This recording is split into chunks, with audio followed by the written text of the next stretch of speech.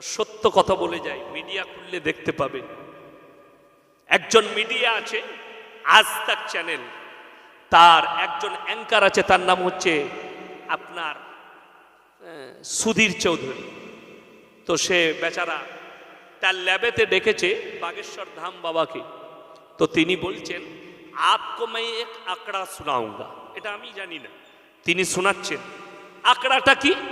2015 से 2021 का আঁকড়া। 2015 থেকে 2021 পর্যন্ত যে আঁকড়াটা আছে ওটা আপনাকে শোনাচ্ছি। আঁকড়াটা কি? তিনি বলছেন আঁকড়া শুনলো 2015 থেকে 2021 ক বছর হচ্ছে? কথা বলে না, 6।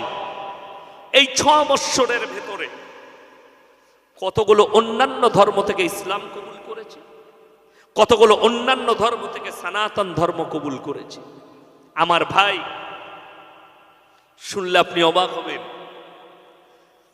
বাগেশ্বর ধাম বাবা বলছে सुनाइए हमको क्या आंकड़ा है। ওই সুধীর চৌধুরী বলছে 2015 से 2021 तक 13 लाख लोगों ने इस्लाम को अपनाया। जोरे बोलून ना सुभान अल्लाह।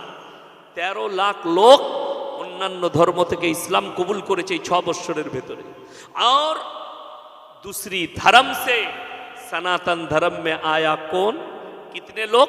30,000 लोग 6 साल के अंदर। इसका अंतर कितना है? बाबा बोलते हैं आसमान और जमीन का अंतर है। आसमान और जमीনের फरक। বড় কষ্ট লাগে।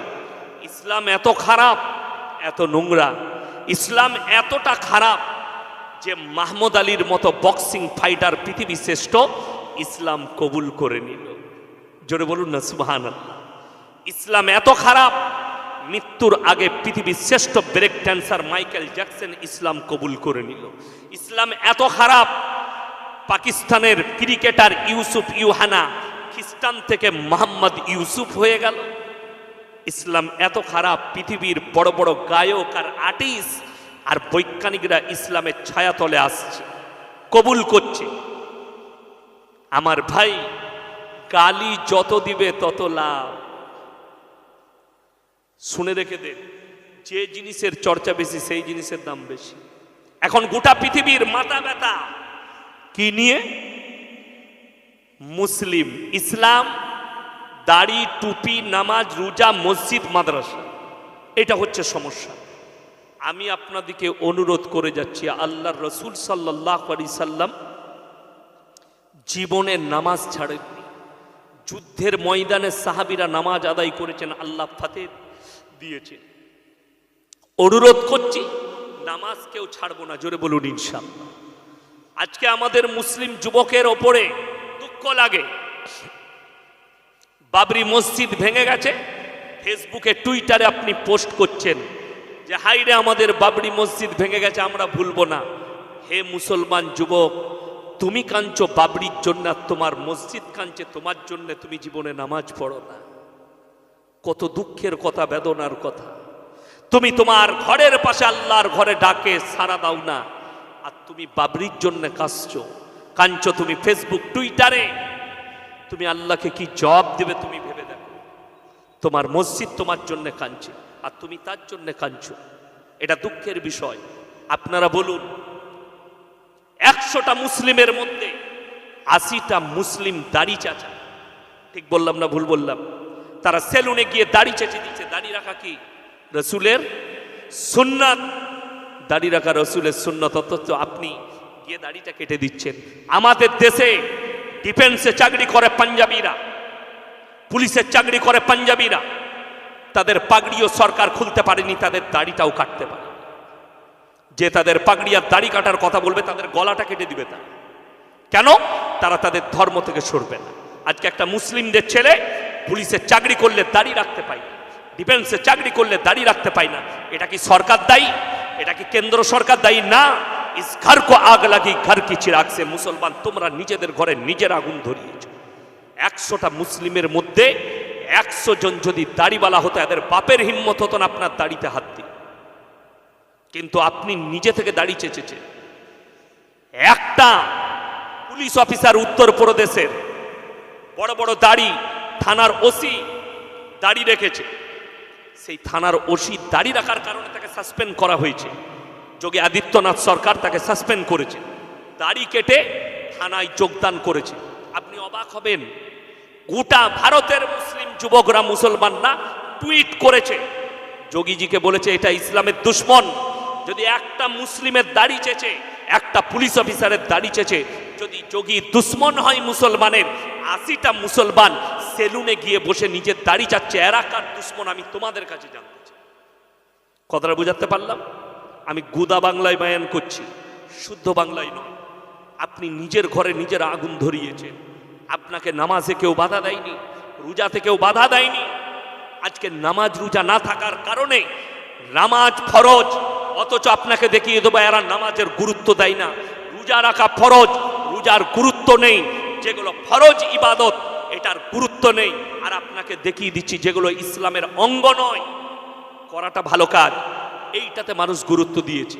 হাওড়া জেলায় দেখিয়ে দেবো নাচতে পাই বলে, ডান্স করতে পাই বলে, ডিজে বাজাতে পাই বলে 12ই রবিউল আউয়ালে ড্যান্স করে জুলুস বার করছে, অথচ এক ওয়াক্তের নামাজ পড়ে না।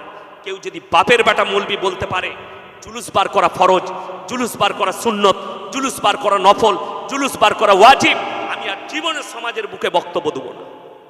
অথচ হাওড়া জেলার বাগনানে মুসলিমদের ছেলেরা ডিজে বাজিয়ে ড্যান্স করেছে 12ই রবিউল আউয়াল। আমি হারাম বলার কারণে কোলাঘাটের কাছে এই বাগনানে আমাকে প্রশ্ন দিয়েছে 4-5টা যুবক স্টেজে। কি বলছে? আপনি বলেছেন জুলুস বার করা যাবে না, দলিল কোথায় আছে? আমি তো রসুলের মহব্বতে জুলুস বার করি। মাশাআল্লাহ, খুব ভালো, রসুলের মহব্বতে জুলুস বার করো, নবীজির মহব্বতে জুলুস বার করো, মেনে নিলাম। আমি বললাম এসার নামাজ ক রাকাত পড়েছো? ফরজ নামাজ। আপনারা বলুন এসার ফরজ নামাজ ক রাকাত? 4 রাকাত। আমি যদি আজকে ফতোয়া দিয়ে যাই এখানে হাওড়া জেলায়, কাল থেকে আল্লাহর মহব্বতে 6 রাকাত পড়বে, আপনারা কি চাইবেন? কথা বলে না, কি চাইবেন? হবে নাটা কথা লয় আমার কাছে। আমি যদি জোর করে বলি পড়তে হবে, তা আপনারা আমার কাছে কি চাইবেন?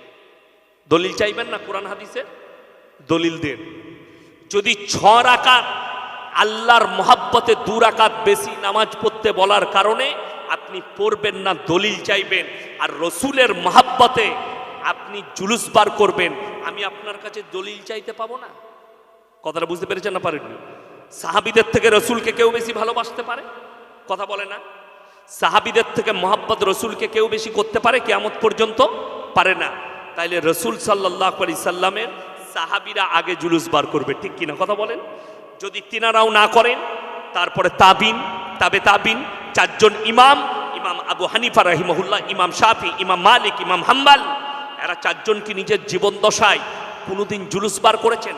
4 জন খলিফা, হযরতে আলী, হযরতে উসমানে গনি, হযরতে আবু বকর, হযরতে আপনার উমরে ফারুক রাদিয়াল্লাহু তাআলা, এই 4 জন আমিরুল মুমিনিন, ইনারা কি নিজের জীবন দশায় কোনো জুলুস বার করেছে নবীর জন্মদিনে? যদি কেউ দেখাতে পারে বাপের বেটা মৌলবি, আমি জীবন আর সমাজের বুকে বক্তব্য দেব না। ইনারা নিজের জীবন দশায় বার করলো না, অথচ তুমি বলছো রসুলের মহব্বতে, এই মহব্বত করতে গিয়ে কালকে ড্যান্স করেছে। আপনার এই বছরে বাগনানে মুসলিমদের যুবকরা ডিজে বাজিয়ে ড্যান্স করেছে। আমার বর্তমান টাউনে হিন্দি গান চাপিয়ে রসুলের নামে ঝান্ডা লেখা নিয়ে তারা ড্যান্স করেছে, আর বলছে এটা রসুলের মহব্বত। রসুলের মহব্বতে যদি ড্যান্স করতে হয় 12ই রবিউল আউয়াল, এটা ফরজ নয়, ওয়াজিব নয়, নফল নয়, অথচ হারাম করে 1 ওয়াক্তের নামাজ পড়ে না। আর রসুলের হাদিস, যার নামাজ নাই তার ইসলাম নাই। রসুল সাল্লাল্লাহু আলাইহি সাল্লাম বললেন, যে রোজা রাখে না রমজান মাসে সে যেন আমার ঈদগায় না আসে। অথচ এরা ড্যান্স করছে, এরা নাচ করছে। এইটা হচ্ছে ইসলামের বিকৃত। শুনেলেন? কোরআন শোনাচ্ছে আপনাকে, আল্লাহ রসুলের হাদিস। আখরি জামানায় 1 শ্রেণীর আলেম বের হবে যারা আমার কোরআনকে বিকৃত করবে, যারা আমার দ্বীনকে বিকৃত করবে।